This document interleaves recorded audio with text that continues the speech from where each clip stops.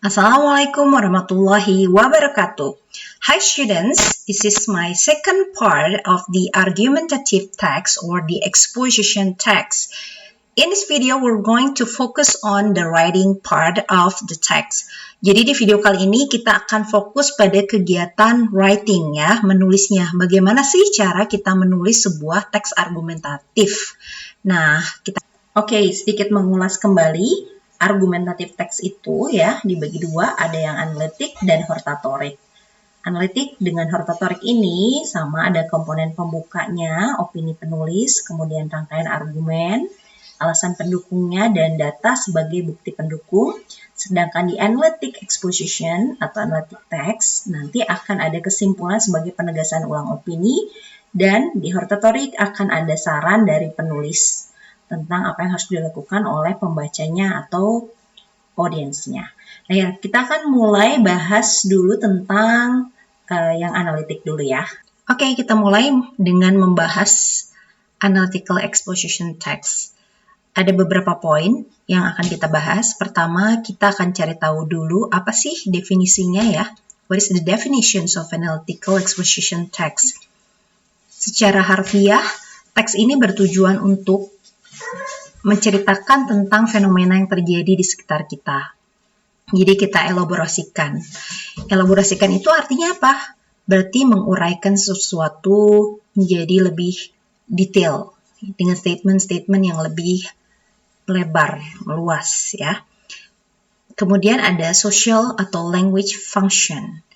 Dalam interaksi sosial antar manusia, kenapa sih kita harus belajar yang namanya analytical exposition? Supaya kita bisa membujuk para pembaca kita atau para pendengar kita tentang suatu hal. Nah, untuk menganalisis topiknya, maka kita gunakan opini atau disebut dengan thesis.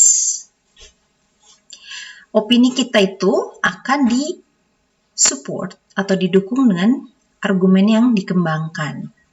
Jadi misalnya kamu mau bilang bahwa belajar bahasa Inggris itu penting.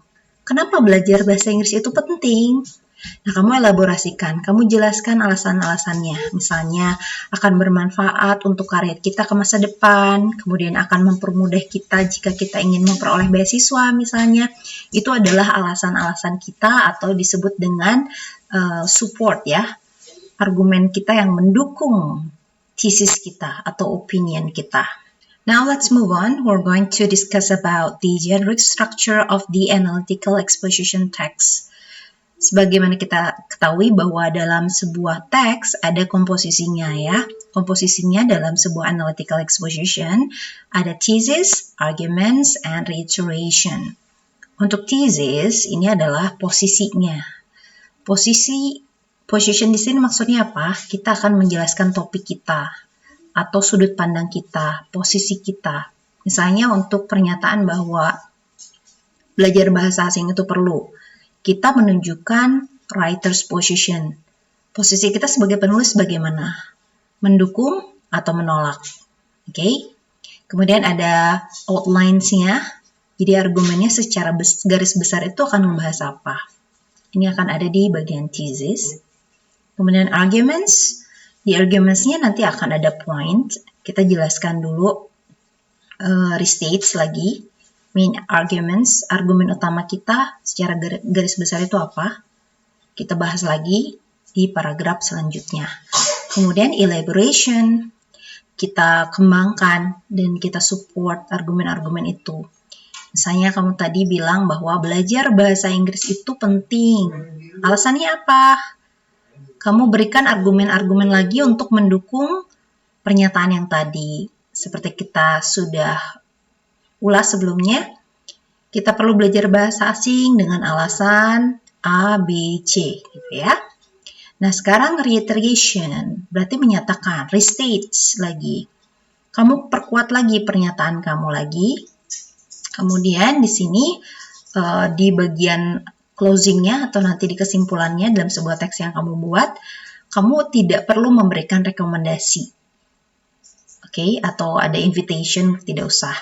Kamu hanya menegaskan bahwa ya, belajar bahasa Inggris itu penting sekali untuk siswa karena dengan belajar bahasa asing, maka akan memperoleh keuntungan. Nah, ini adalah restate, menegaskan. Ini bagian dari generic structure of analytical exposition text. Now let's have a look. This is the example of the analytical exposition. Bagian dari argumentative text. Dan di sini akan ada bagian-bagiannya ya. Kita amati di sini. Cars should be banned in the city. Jadi mobil-mobil itu dilarang, sebaiknya dilarang untuk beroperasi atau berseliweran lah ya di kota.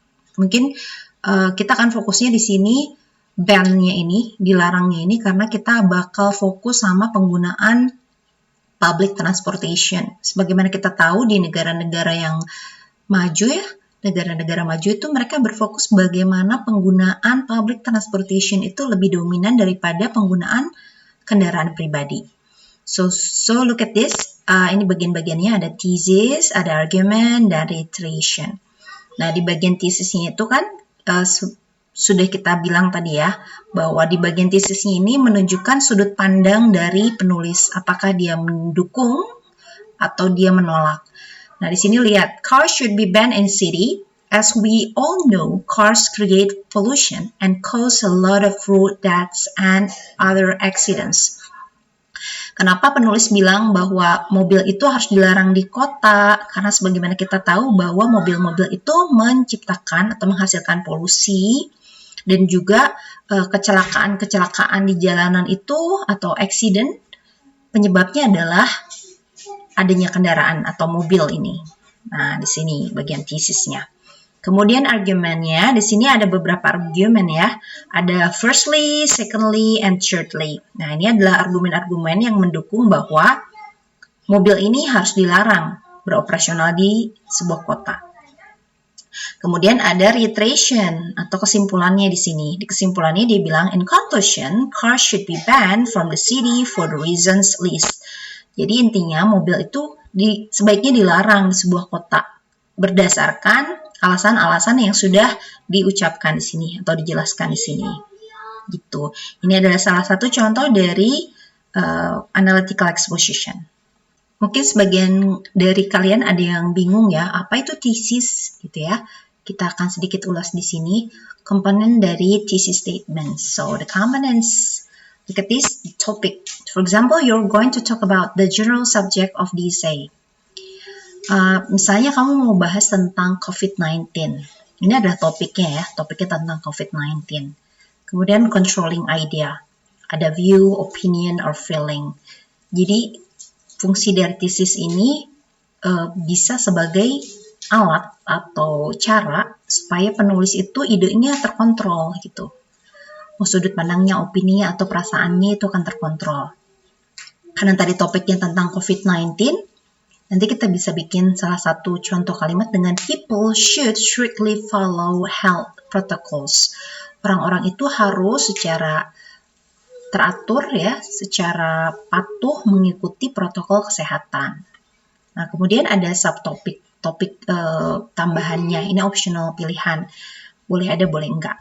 Contohnya to prevent the spread of COVID-19. So, untuk salah satu contoh dari thesis statement-nya jadi begini. People should strictly follow health protocols in order to prevent the spread of COVID-19. Topiknya tadi COVID-19, kemudian kita uraikan sebuah thesis statement atau opini awal kita, di mana kita akan menunjukkan sudut pandang kita.